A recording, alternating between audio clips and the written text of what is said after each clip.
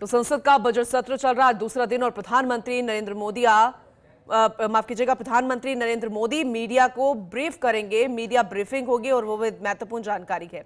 देखिए, संसद का बजट सत्र और आज दूसरा दिन प्रधानमंत्री नरेंद्र मोदी मीडिया ब्रीफिंग देंगे। ये बेहद महत्वपूर्ण है और लंबे समय से प्रधानमंत्री इसी तरह से ब्रीफ भी करते आए हैं मीडिया को, लेकिन आज जब एक बार फिर से मीडिया ब्रीफिंग होगी तब किन बातों का जिक्र होगा यह भी देखना दिलचस्प होगा, ये सुनना बेहद दिलचस्प होगा। हालांकि कोशिश यही होती है प्रधानमंत्री की सभी को एक साथ लेकर चले, पक्ष और विपक्ष मर्यादापूर्ण सदन चलाए। नमस्कार साथियों,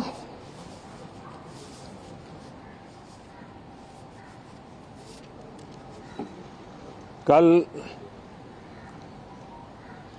राष्ट्रपति जी का उद्बोधन 140 करोड़ देशवासियों के आत्मविश्वास की अभिव्यक्ति था।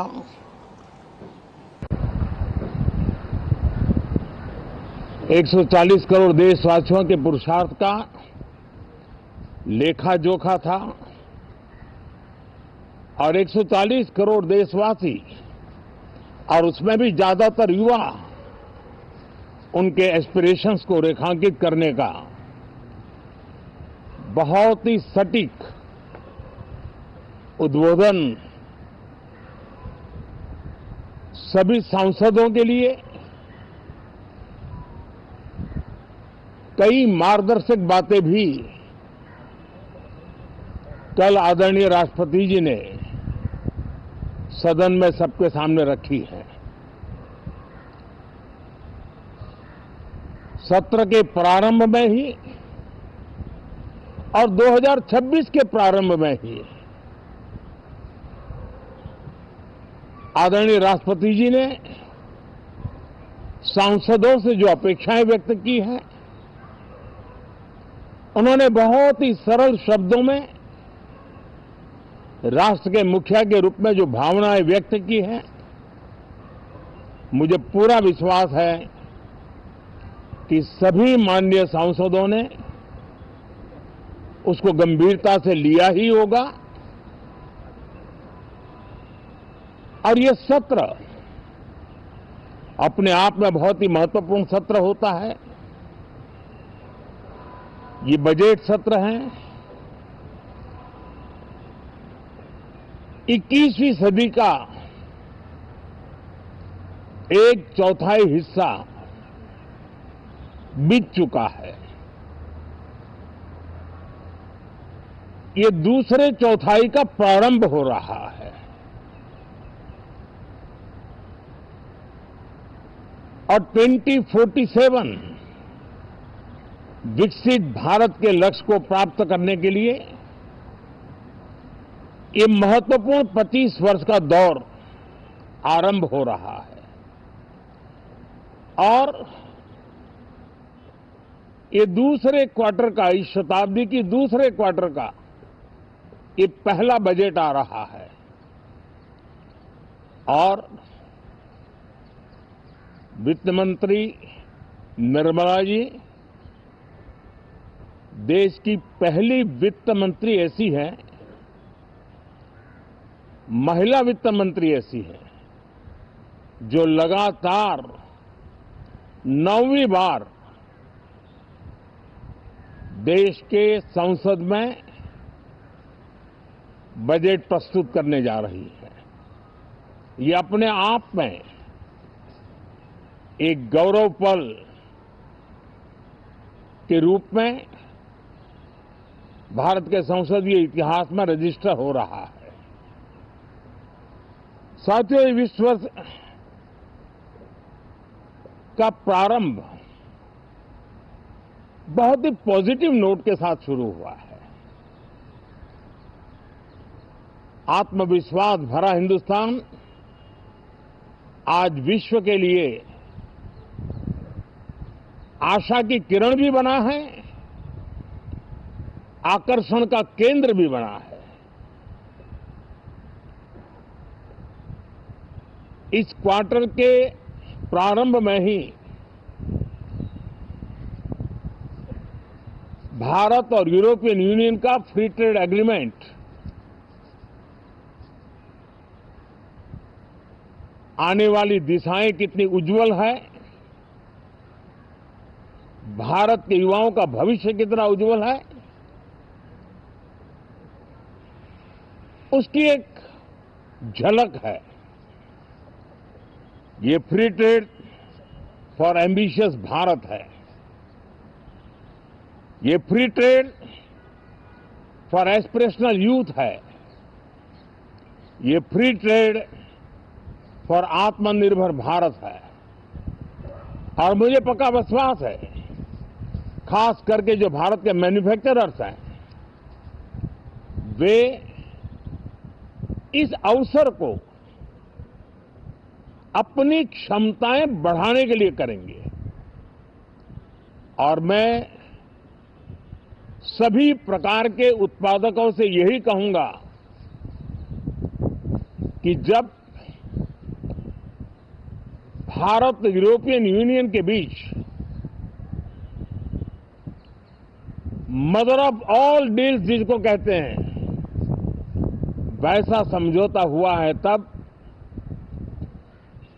मेरे देश के उद्योगकार, मेरे देश के मैन्युफैक्चरर्स अब तो बहुत बड़ा बाजार खुल गया,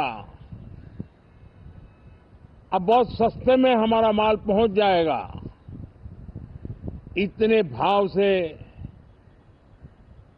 वो बैठे न रहे। ये एक अवसर है और इस अवसर का सबसे पहला मंत्र ये होता है कि हम क्वालिटी पर बल दें।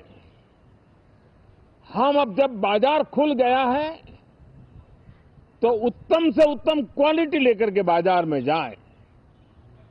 और अगर उत्तम से उत्तम क्वालिटी लेकर के जाते हैं तो हम यूरोपियन यूनियन के 27 देशों के खरीदारों के पैसे ही कमाते इतना नहीं, क्वालिटी के कारण से हम उनका दिल जीत लेते हैं और वो लंबे अरसे तक प्रभाव रहता है, उसका दशकों तक उसका प्रभाव रहता है। कंपनियों का ब्रांड देश के ब्रांड के साथ नए गौरव को प्रस्थापित कर देता है। और इसलिए 27 देशों के साथ हुआ ये समझौता हमारे देश के मछुआरे, हमारे देश के किसान, हमारे देश के युवान, सर्विस सेक्टर में जो लोग विश्व में अलग अलग जगह पे जाने के उत्सुक हैं, उनके लिए बहुत बड़े अवसर लेकर के आ रहा है। और मुझे पक्का विश्वास है,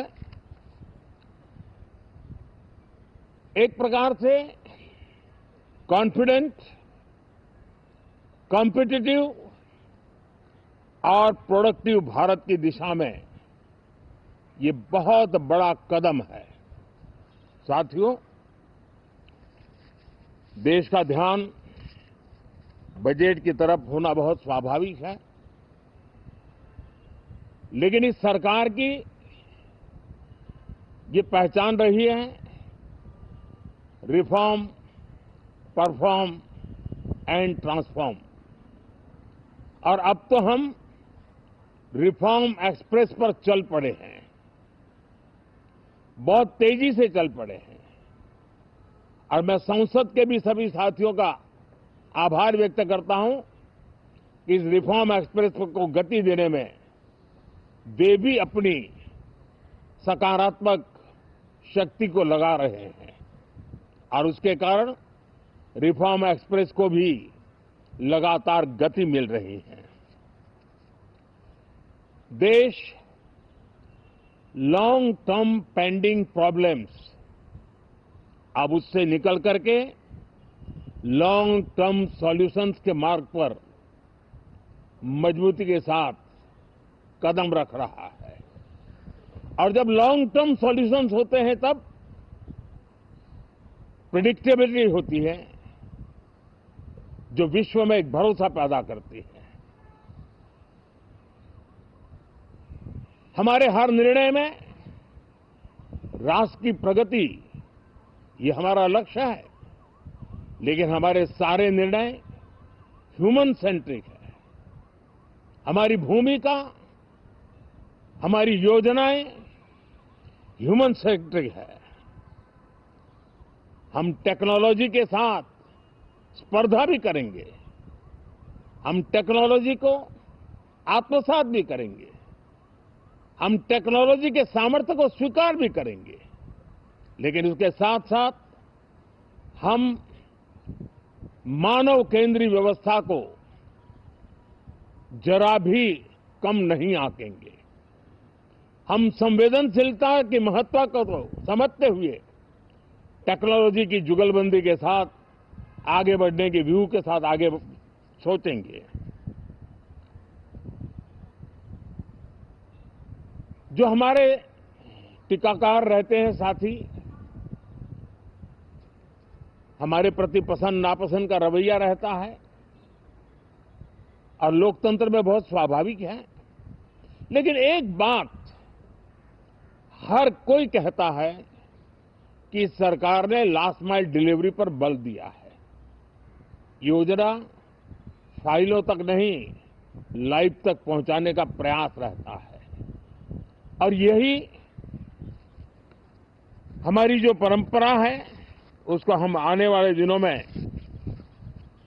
रिफॉर्म एक्सप्रेस में नेक्स्ट जनरेशन रिफॉर्म के साथ आगे बढ़ाने हैं। भारत की डेमोक्रेसी और भारत की डेमोग्राफी आज दुनिया के लिए एक बहुत बड़ी उम्मीद है। तब इस लोकतंत्र के मंदिर में हम विश्व समुदाय को भी कोई संदेश दें, हमारे सामर्थ्य का, हमारे लोकतंत्र के प्रति समर्पण का, लोकतंत्र की प्रक्रिया के द्वारा हुए निर्णयों का सम्मान करने का ये अवसर है, और विश्व इसको जरूर स्वागत भी करता है, स्वीकार भी करता है। आज जिस प्रकार से देश आगे बढ़ रहा है, आज समय व्यवधान का नहीं है, आज समय समाधान का है। आज प्राथमिकता व्यवधान नहीं है, आज प्राथमिकता समाधान है। आज भूमिका व्यवधान के माध्यम से रोते बैठने की नहीं है, आज हिम्मत के साथ समाधानकारी निर्णयों का कालखंड है। मैं सभी माननीय सांसदों से आग्रह करूंगा कि वे आएं, राष्ट्र के लिए आवश्यक समाधानों के दौर को हम गति दें, निर्णयों को हम शक्ति दें, और लास्ट माइल डिलीवरी में हम सफलतापूर्वक आगे बढ़ें। साथियों, आप सबका बहुत बहुत धन्यवाद, बहुत बहुत शुभकामनाएं।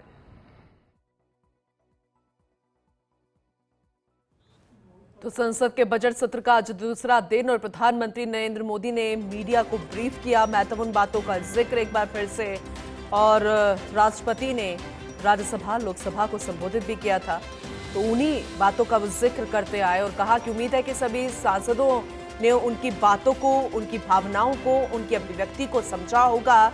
21वीं सदी का एक चौथाई हिस्सा बीत चुका है और जो बाकी रह गया है उसे बेहतर बनाना है, क्योंकि भारत अब आत्मविश्वास से अटा हुआ है, भरा हुआ है, और उस आत्मविश्वास में कमी नहीं आनी चाहिए। खैर